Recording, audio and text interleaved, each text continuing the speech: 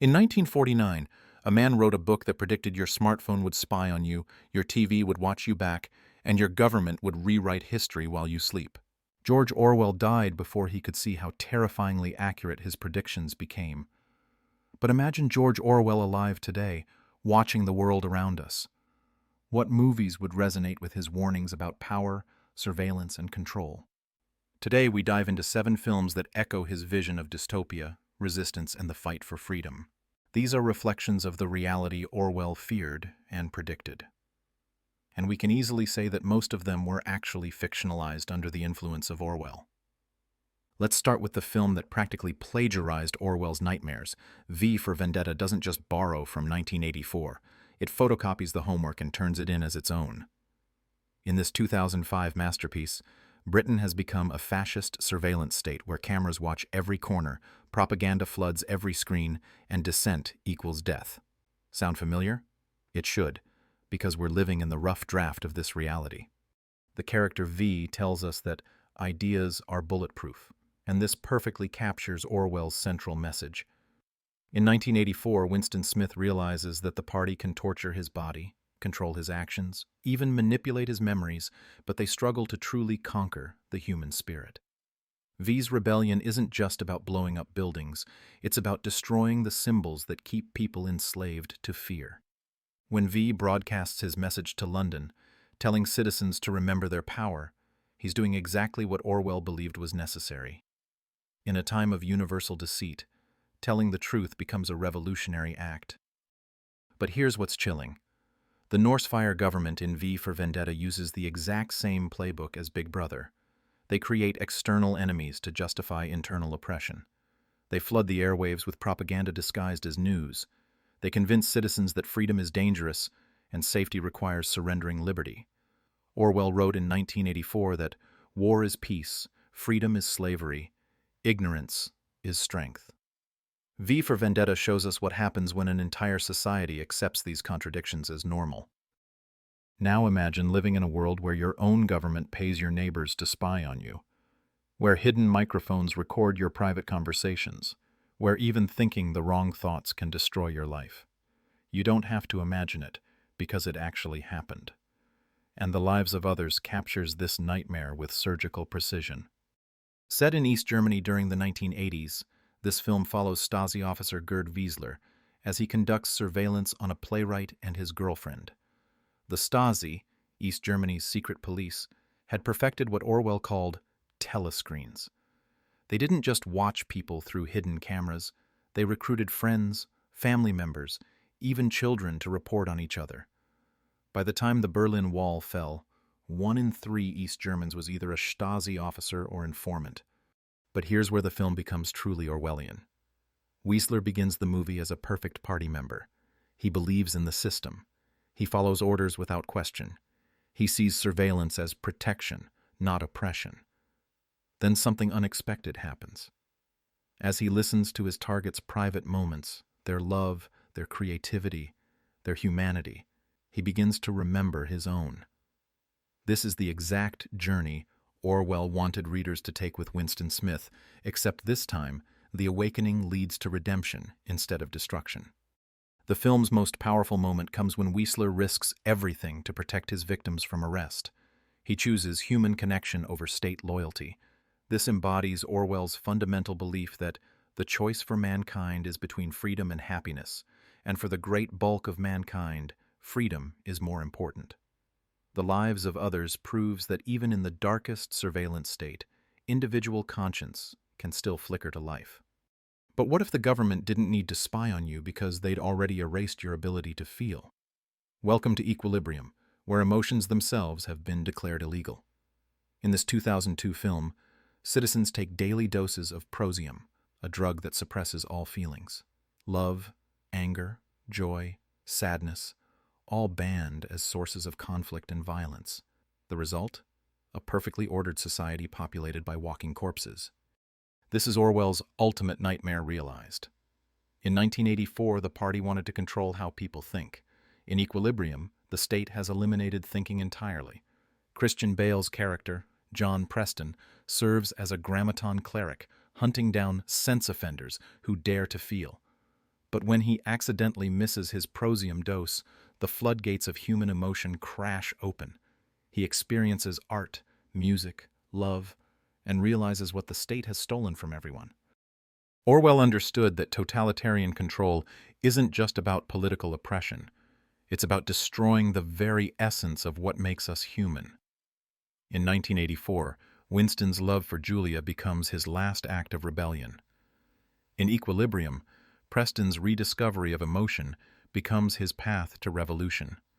Both stories ask the same terrifying question: what's the point of surviving if you've forgotten how to live?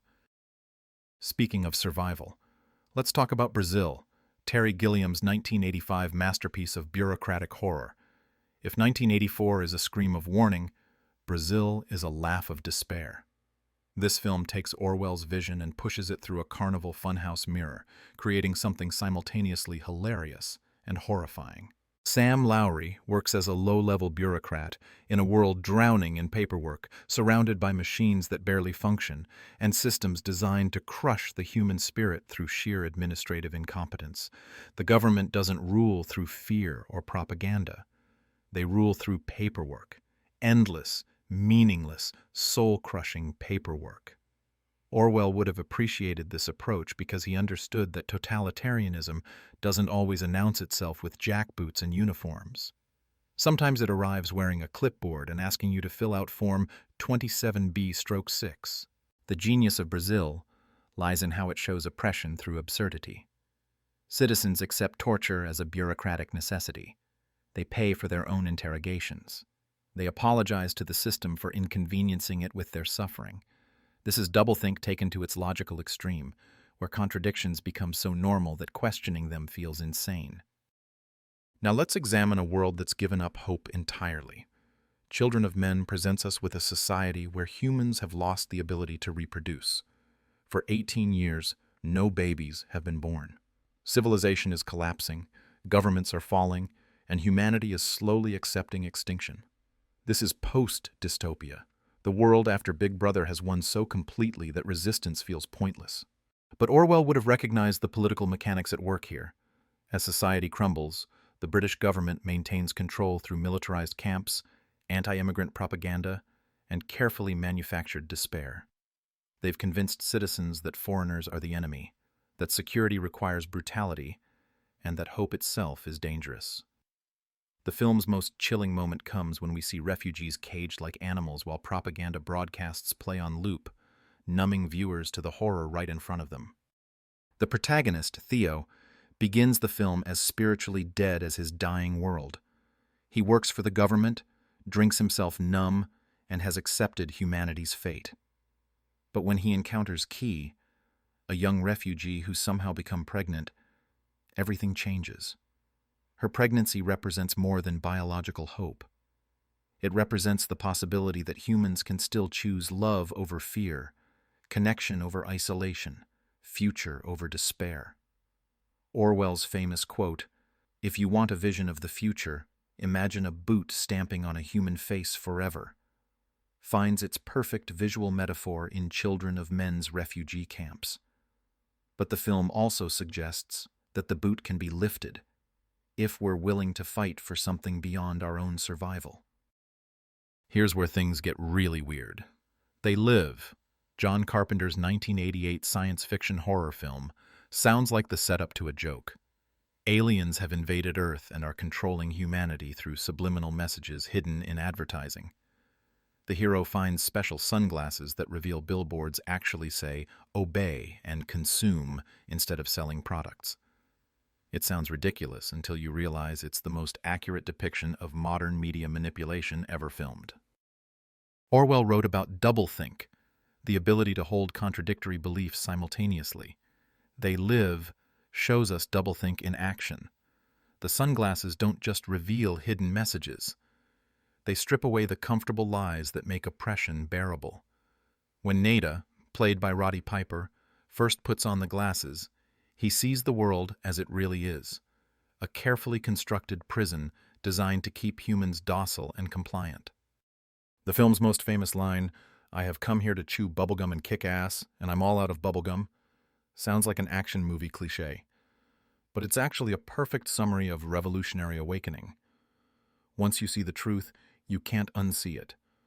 Once you understand how you've been controlled, comfortable ignorance becomes impossible.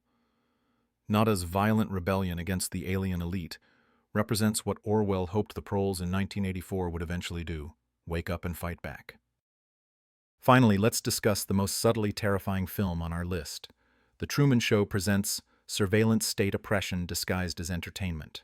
Truman Burbank has lived his entire life inside a television studio, surrounded by actors, monitored by cameras, watched by millions of viewers who see his private moments as public entertainment. But here's what makes this truly Orwellian. Truman doesn't know he's being watched. The show's creator, Christof, has constructed such a perfect artificial reality that his victim never questions its authenticity. This represents the ultimate evolution of Big Brother's control. Why force people to accept surveillance when you can make them forget they're being surveilled? Christof's most chilling line comes when he explains his philosophy. We accept the reality of the world with which we're presented. This is exactly how totalitarian control functions in the real world. Most oppression doesn't require violence or threats. It just requires convincing people that their cage is actually their home.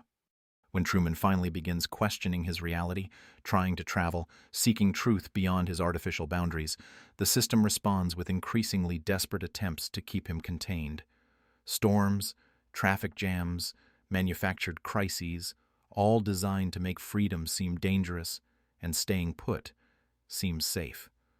But Truman's final escape, walking through the door marked "Exit," represents Winston Smith's dream finally realized, choosing painful freedom over comfortable slavery. So here's what George Orwell would tell you if he could see these films today. The future he warned about in 1984 didn't arrive as a single dramatic event. It crept in quietly, disguised as convenience, safety, entertainment, and progress. Your smartphones track your location while promising connectivity. Your social media platforms monitor your thoughts while offering friendship.